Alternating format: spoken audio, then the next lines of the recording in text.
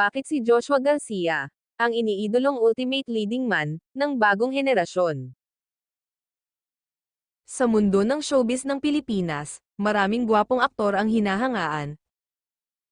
Pero bakit nga ba si Joshua Garcia ang itinuturing na ultimate leading man ng bagong henerasyon? Narito ang ilan sa mga dahilan.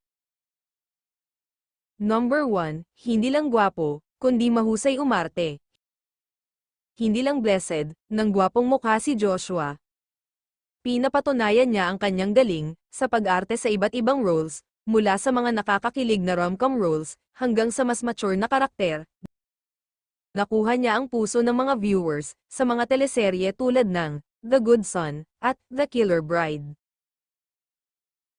Number 2, ang bagong heartthrob, si Joshua ay may hawak ng isang kind-hearted at boy next door charm na kinakikiligan ng mga kababaihan. Nakaka-relate ang viewers sa kanyang portrayal ng mga karakter na may pinagdadaanan, pero determinado at may puso. Number 3, Chemistry King. Nakasama na ni Joshua ang iba't ibang leading ladies at napatunayan niya ang kanyang husay sa pagbuo ng matinding kilig factor. Ang tambalan niya kasama sina Julia Barreto at Janela Salvador ay ilan sa pinakasikat na love teams ng nakaraang taon. Number 4, patuloy na nadi-develop. Hindi lang basta sumikat si Joshua, patuloy siyang sumusubok sa sarili at pinipili ang mga roles na magpapaganda ng kanyang craft. Hindi siya natatakot lumabas sa kanyang comfort zone at tanggapin ang mga challenging roles. Number 5, role model para sa kabataan.